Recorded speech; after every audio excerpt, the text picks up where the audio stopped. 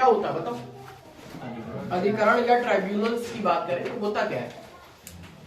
नाम सुना तो वैसा, फिर नाम सुनने क्या फायदा? तो वही बात हो गई, राहुल नाम सुना होगा। बताओ भैया, अधिकरण देखो क्या होता है? अधिकरण मतलब ग्रहण नहीं, देखो क्या होता है। सबसे पहला पॉइंट ये जानो कि अधिकरण होता क्या है। तो अधिकरण होता है एक अर्ध न्यायिक संस्था। ये क्वेश्चन पूछा जाता है, किस प्रकार की संस्था है? अर्ध न्याय। अच्छा, ये अर्ध न्याय क्या हो गया? आधा न्याय, आधा न्याय करने वाला, ऐसा ही तो कुछ हुआ। अर्ध न्यायिक का मतलब होता है ये न्यायालय की तरह काम करता है लेकिन न्यायालय नहीं होता, इसीलिए इसको क्या बोला जाता है? अर्ध न्याय। ऐसा समझो, आज की तारीख में भारत के जो कोर्ट हैं उनमें बहुत सारे केसेस पेंडिंग हैं, लाखों करोड़ों। ठीक, अलग अलग समय पर ये बात उठती रहती है कि चाहे छोटा कोर्ट हो चाहे उच्चतम न्यायालय हो, लाखों करोड़ों ऐसे केस हैं जो आज भी पेंडिंग है। पता चला 25 साल पुराना केस है और 1980 का केस है, 1980 से चला आ रहा है और आज की तारीख तक समाप्त नहीं हुआ। तारीख पे तारीख लगती रहती है, कभी कोई दिक्कत आ जाती है, कभी कोई परेशानी आ जाती है।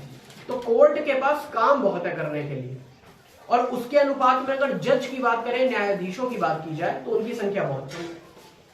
तो इन सारी चीजों को, कि ये सारी चीजें ठीक से काम करती रहे और लोगों को न्याय टाइम से मिलता रहे, उसके लिए इनकी स्थापना की गई, अधिकरण। अब मैंने क्या लिखा है? ये एक अर्ध न्यायिक संस्था है। इसका मतलब क्या हुआ? इसका मतलब ये हुआ जितनी छोटी मोटी चीजें होती हैं, कोई किसी की बकरी चुरा के ले गया, फॉर एग्जाम्पल भैंस ले गया, गाय ले गया, कुछ भी ले गया, अब उसके लिए क्या सुप्रीम कोर्ट जाओगे? उससे ज्यादा खर्चा तो दिल्ली आने जाने में 4 बार में चला जाएगा। ठीक, या जो आसपास के अधीनस्थ न्यायालय होते हैं वहां भी इतना टाइम नहीं होता लोगों के पास कि बार बार कोर्ट के चक्कर लगाएं।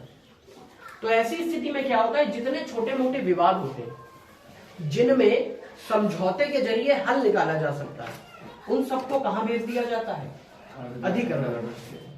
ये किसी भी न्यायालय में आप जाएंगे, किसी भी न्यायालय में या किसी भी वकील के पास चले जाओ, पता पूछ लो, वहां पे कोई ना कोई अधिकरण लगा होगा या बैठी होगी। ठीक, तो जितने भी छोटे मोटे केस आ जाएंगे, मान लो जमीन को लेके कोई विवाद है, अब ये बात पता चली कि बहुत सीरियस मैटर नहीं है, छोटा मोटा मामला है, समझौते से काम चल सकता है, तो अगर कोई व्यक्ति इसके लिए कोर्ट चला भी जाता है तो कोर्ट क्या कहती है कि आप एक काम करो, हमने इसके लिए अधिकरण बनाया हुआ, आप पहले वहां चले जाओ। भाई 2 लोग हैं, 2 पक्ष हैं, अधिकरण चलेगा। हो सकता है समझौते से, बातचीत करके या किसी और तरीके से दोनों जो पक्ष हैं वो संतुष्ट हो जाए। जब वहां से रिजल्ट नहीं निकलता तो ऐसी स्थिति में फिर अधिकरण से उनको कहां भेज दिया जाता है? न्यायालय भेज दिया जाता है। बात समझ गई? तो छोटे मोटे जितने केस जो ज्यादा सीरियस नहीं होंगे, उन समस्याओं की समाधान के लिए कहां भेज दिया जाता है? अधिकरण भेजा जाता है। ठीक है, अब 2 आर्टिकल 323 और 323 का और 323 का। सर ये अधिकरण जो संस्था है या संस्था, तो इसमें मजिस्ट्रेट काम करते हैं क्या? इसमें छोटा मोटा केस होता है, देखो मजिस्ट्रेट को कर भी देते हैं, लेकिन सामान्यतः इन जनरल क्या होता है, देखो अगर लगे कि मामला थोड़ा सीरियस है, आगे जाके तूल पकड़ सकता है या थोड़े सीरियस मैटर आता है, तो हो सकता है जज साहब किसी की नियुक्ति करवा दें, किसी बढ़िया व्यक्ति की, किसी बढ़िया अधिकारी की। लेकिन सामान्यतः यहाँ पर कौन होते हैं? सामान्यतः यहाँ पर होते हैं या तो रिटायर्ड जज, उनको भी नियुक्त किया जा सकता है, या फिर काम करते हुए वर्किंग जो जज होते हैं उनको भी नियुक्त किया जा सकता है। ये डिपेंड करता है न्यायालय पे और अधिकरण बनाने वाली संस्थाओं पे। ठीक, भाई मान लो जजों की संख्या देश में वैसे भी कम है, आज की तारीख में आप देखेंगे जज कोई बहुत ज्यादा नहीं है, अगर उसमें से आधे जज अधिकरण में चले जाएंगे तो कोर्ट के मामलों की सुनवाई कौन करेगा?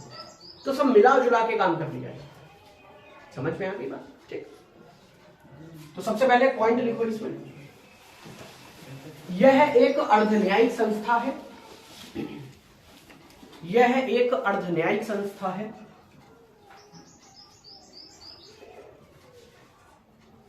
यह एक अर्धन्यायिक संस्था है, मतलब समझ में आ गया होगा, है ना? अर्धन्यायिक क्या होता है?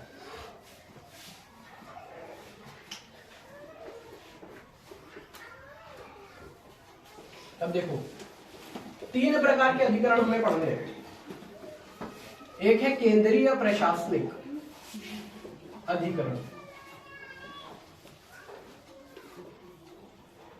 दूसरा है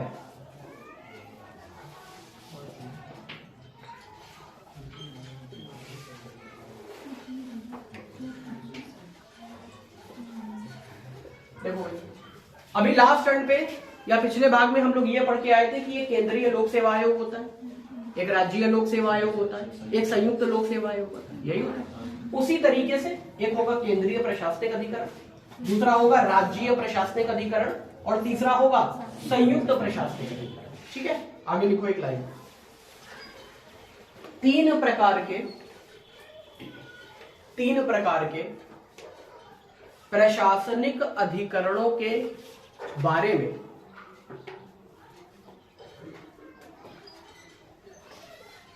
तीन प्रकार के प्रशासनिक अधिकरणों के बारे में उल्लेख किया गया है। उल्लेख किया गया है।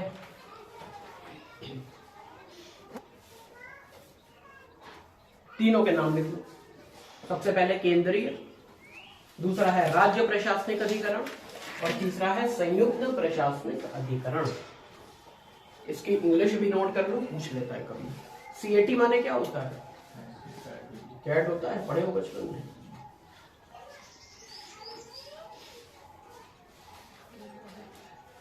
सीएटी कैट पढ़े हो। अब आज क्या पढ़ोगे? C for central, A for administration और टी फॉर ट्राइब्यूनल। आपको फुल फॉर्म याद नहीं रखना है, बस ये शॉर्ट याद है। सी से हो गया सेंट्रल यानी केंद्रीय, एस से मतलब हो गया स्टेट यानी राज्य, जे से हो गया ज्वाइंट यानी कि संयुक्त, एटी सब में कॉमन होता है। ठीक, बस शॉर्ट में नोट कर लो, काफी, इससे ज्यादा डिटेल नहीं। तो केंद्रीय प्रशासनिक अधिकरण कई बार पेपर में ये नहीं देगा, डायरेक्ट आपसे पूछ लेगा कैट का गठन किसके द्वारा किया जाएगा, या सेट का गठन किसके द्वारा किया जाएगा, या जेड का गठन किसके द्वारा किया जाएगा। सी से हो गया सेंट्रल, एस से हो गया स्टेट, जे से हो गया ज्वाइंट यानी कि संयुक्त। ठीक है,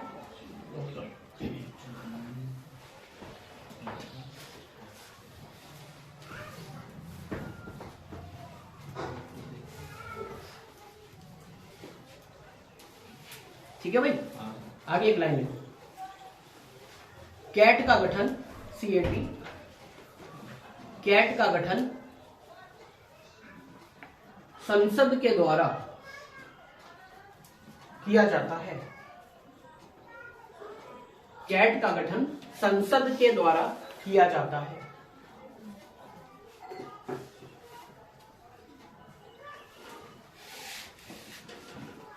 तथा अन्य अधिकरणों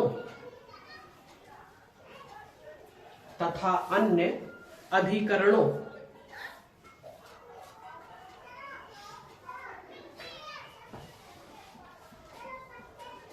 अन्य अधिकरणों को आवश्यकता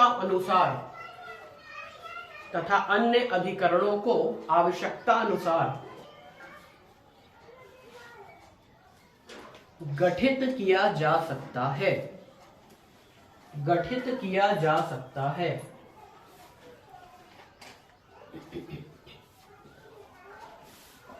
गठित किया जा सकता है। भाई ये जरूरी नहीं है कि बाकी सारे के सारे पहले से बने हो, ऐसा समझ लो। ऐसा होता नहीं है। मैं आपको एक एग्जांपल दे रहा हूं। क्या भारत का ऐसा कोई राज्य है जहां पर क्राइम या वाद विवाद से संबंधित वगैरह मामले कम आते हो? कोई है? लगता है ऐसा कोई राज्य होगा? भैया इतनी जनसंख्या है, आए दिन किसी ना किसी चीज को लेके विवाद होता रहता है। तो इतना कहा गया है कि इसका गठन तो किया जाएगा, ये हमेशा बनी रहेगी। इसका गठन कर दिया संसद, लेकिन ये दोनों जो हैं ये जरूरत के हिसाब से गठित किए भी जा सकते हैं और नहीं भी किए जा सकते। ऐसा कहा जाता है कि जिन क्षेत्रों में क्राइम वगैरह कम है, जहां पर वाद विवाद थोड़ा कम होता है, ऐसी स्थिति में क्या होगा, इनका गठन नहीं भी किया जा सकता। अब उत्तर प्रदेश है, उत्तर प्रदेश क्रिमिनल या क्राइम के मामले में अच्छे पायदान पे टॉप में आता है, टॉप में नहीं आता तो दूसरे नंबर पे सरक जाता है, इसी बीच में रहता है। ठीक, तो यहां पर इसका गठन करना जरूरी है। आए दिन किसी ना किसी बात को लेकर लोगों में वाद विवाद होता ही रहता है। तो उस वाद विवाद से बचने के लिए क्या किया जाएगा, इसका गठन किया जाएगा। ये क्या है, अब इसको देख लो। संयुक्त का मतलब क्या हुआ, ये बताओ। एक आपने पढ़ा था संयुक्त लोक सेवा आयोग, कब बनता था वो, क्यों बनता था, बताओ भैया। कम से कम कितने राज्य होने चाहिए, दो।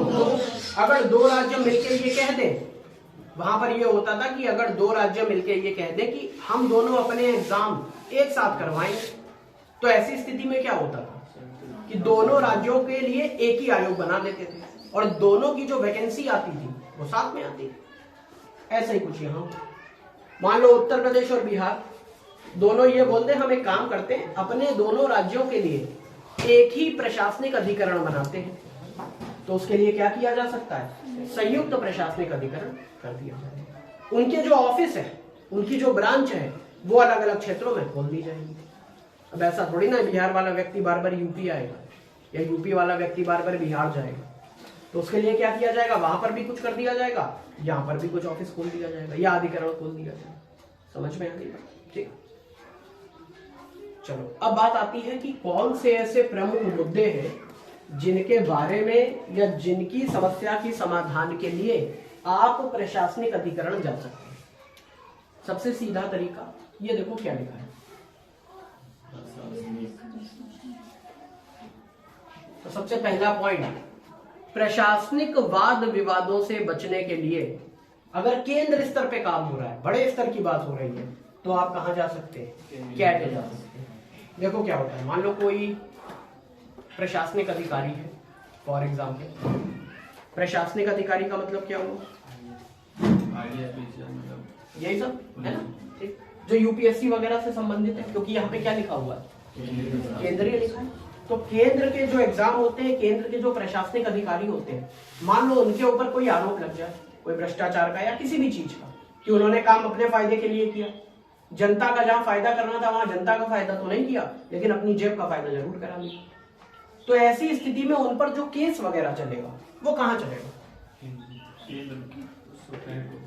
सुप्रीम कोर्ट, उससे पहले कहां चलेगा, तो लास्ट एंड में बताया था। मान लो कोई डीएम वगैरह है, उस पर कोई आरोप लगा भ्रष्टाचार का या किसी भी चीज का, तो उसकी सुनवाई या प्रारंभिक जो जांच होगी वो कहां पर, ये क्वेश्चन पूछा जाता है, बताओ जरा। कोर्ट नहीं भेजा जाएगा, कोर्ट तो आएगी नहीं, कोर्ट का मामला तो बहुत रेयर केस में आता है कि बहुत ही अगर सीरियस बात आ गई। ये मतलब जांच होती होगी, जांच तो होती है, इनकी जांच होती है जितने प्रशासनिक अधिकारी होते हैं, जैसे केंद्रीय स्तर पर है, डीएम की बात कर लो फॉर एग्जाम्पल, वही एग्जाम्पल बढ़िया रहता है। तो शुरू में जो इनकी सुनवाई होती है, जो इन पे आयोग वगैरह बैठाया जाता है, उसकी जांच पड़ताल वही आयोग करता है जहां से ये चुन के आते हैं।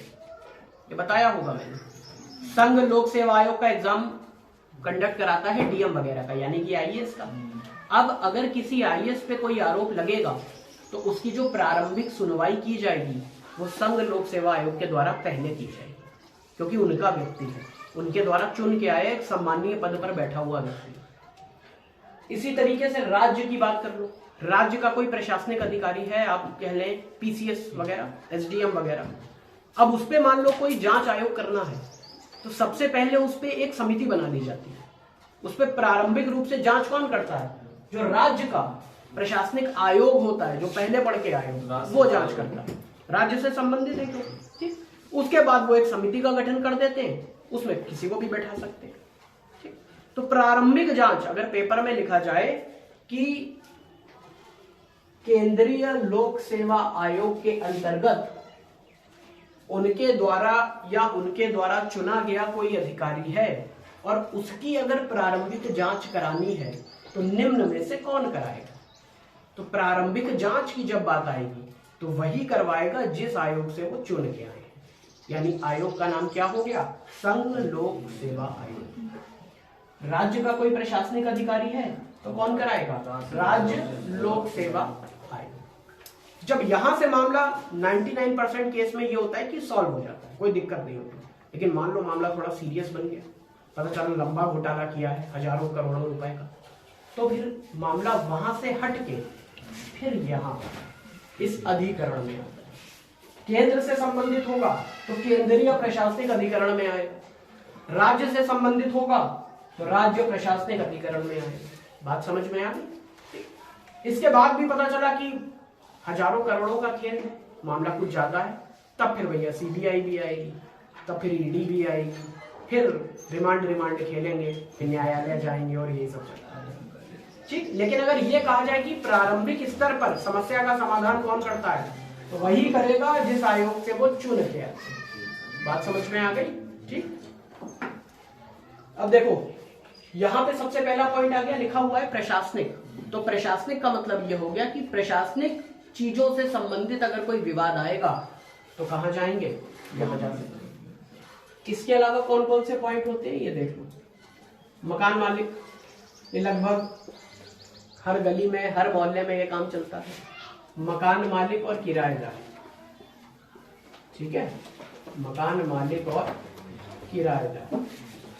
तो लेके मान लो रुपए पैसे को लेके, किराए को लेके कोई बात विवाद हो गया तो क्या उच्चतम न्यायालय जाओगे? जितना किराया नहीं वसूलना होगा तो ट्रेन से चक्कर लगा लो, है ना। या न्यायालय भी जाओगे तो जो वकील साहब है बहुत मोटी फीस ले लेंगे, कहोगे भैया इससे अच्छा 1 महीने का वो किराया ना ही ले तो भी काम चल जाएगा, है ना। तो इन सबके जो विवाद वगैरह होते हैं उनको कहाँ भेज दिया जाता है, क्या बना दिया जाता है, अधिकरण बना दिया जाता है। ठीक, इसके अलावा तलाक की बात कर लो।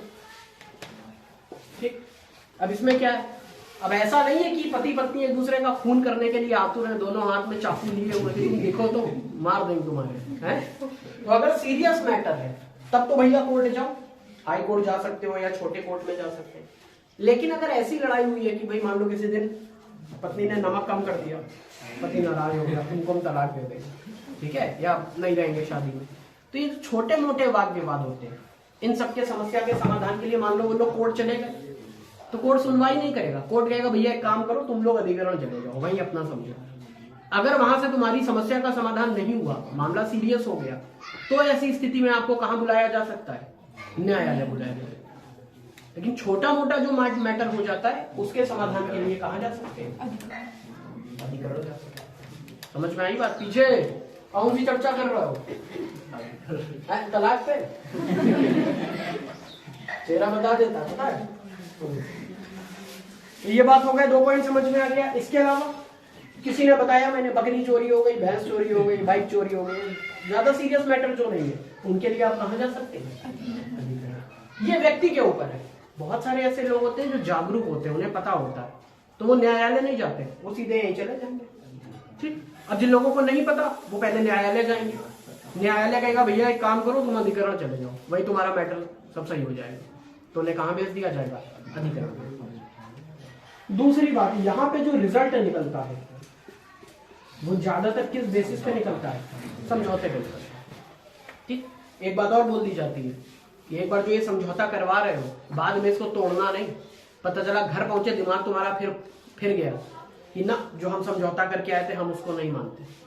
तो अगर आपने एक बार समझौता किया है अधिकरण के सामने तो फिर आपको उस पर टिके रहना होगा। समझ में आ गई बात? ठीक, देखो बाइक इंश्योरेंस,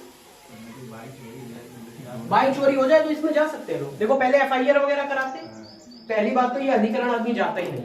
बाइक एक चोरी हो गई, पुलिस के पास गया, FIR कराई, पुलिस ही ढूंढ के दे देगी, सब सेटिंग बनी रहती है सब, है ना।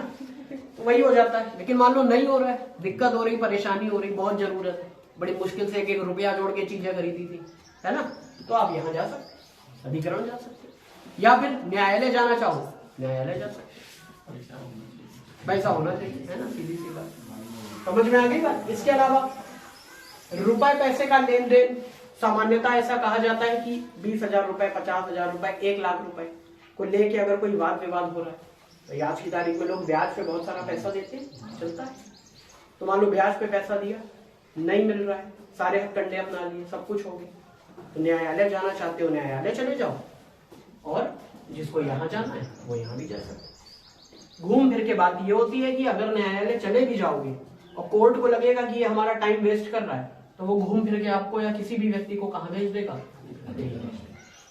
समझ में आ गई बात? ठीक, तो कितने प्रकार के हो गए? 3 प्रकार के। आगे लिखो एक लाइन।